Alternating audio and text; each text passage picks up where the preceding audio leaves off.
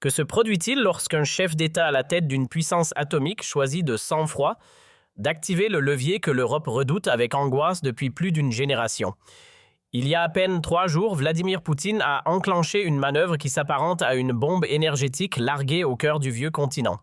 Ce mardi à 15 heures précises, selon l'horloge de Moscou, le président russe a apposé sa signature sur le décret 847-2025, supprimant sans retour. Que se produit-il lorsqu'un chef d'État à la tête d'une puissance atomique choisit de sang-froid d'activer le levier que l'Europe redoute avec angoisse depuis plus d'une génération?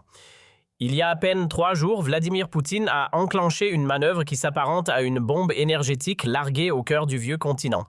Ce mardi à 15 heures précises, selon l'horloge de Moscou, le président russe a apposé sa signature sur le décret 847-2025, supprimant sans retour possible tous les accords d'exportation énergétique avec les partenaires considérés comme hostiles.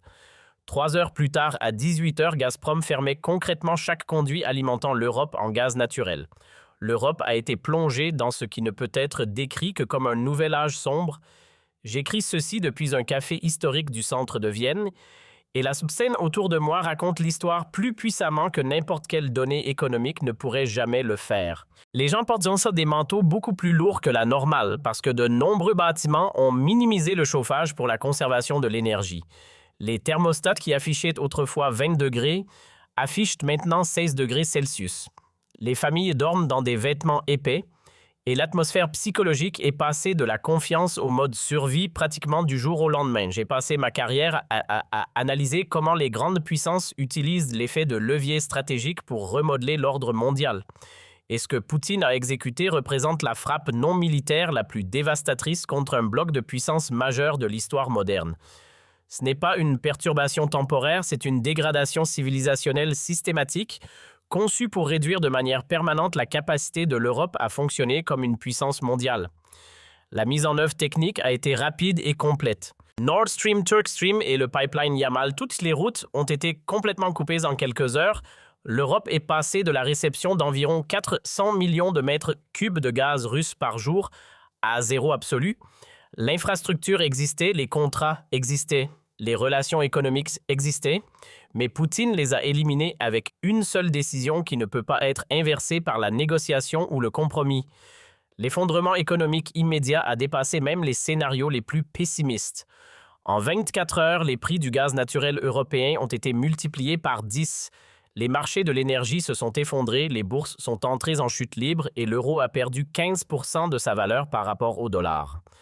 L'Allemagne a activé son plan d'urgence énergétique national, un protocole conçu pour des conditions de temps de guerre. BASF a annoncé la fermeture temporaire de toutes ses installations allemandes, tandis que Volkswagen a suspendu la production dans 3 usines principales. Les réponses internationales révèlent l'ampleur de la crise.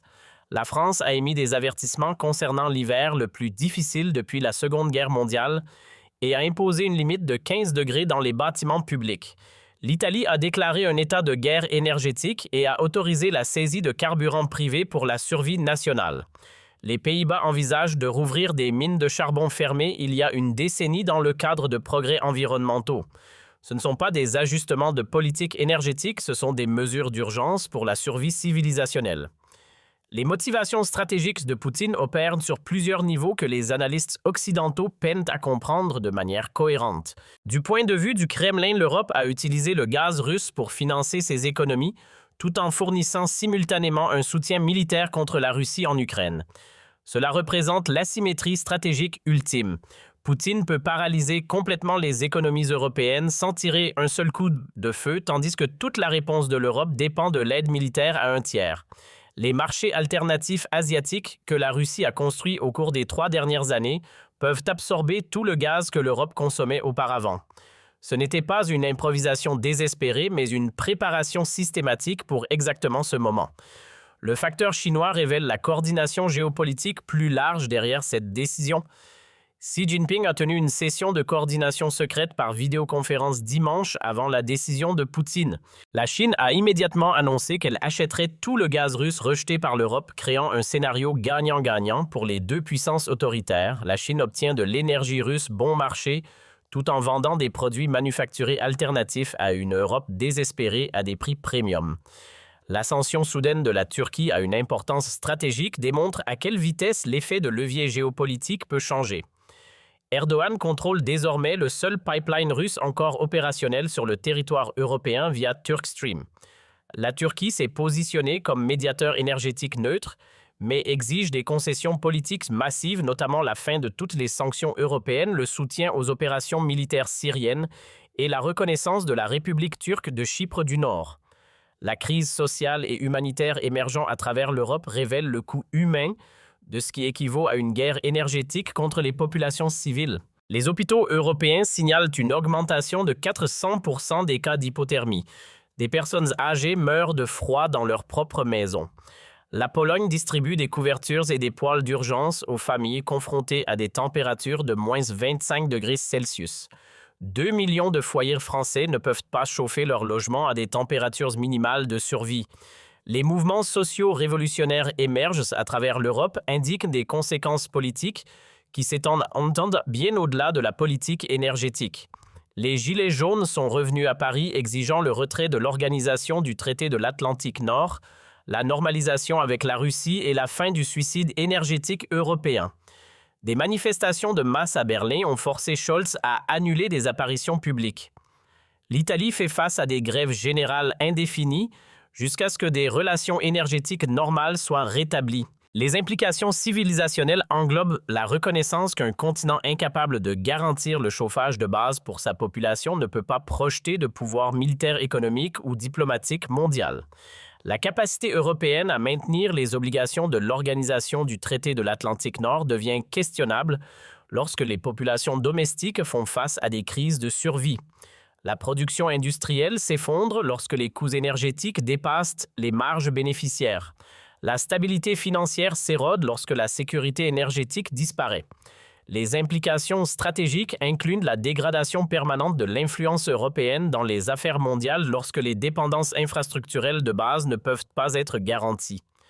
Les nations confrontées à une crise énergétique existentielle ne peuvent pas menacer de manière crédible les autres par des sanctions économiques ou une intervention militaire. L'effet de levier européen dans les négociations internationales s'évapore lorsque la survie dépend des importations d'énergie de rivaux stratégiques. Les implications économiques englobent une désindustrialisation systématique car la fabrication à forte intensité énergétique devient économiquement impossible.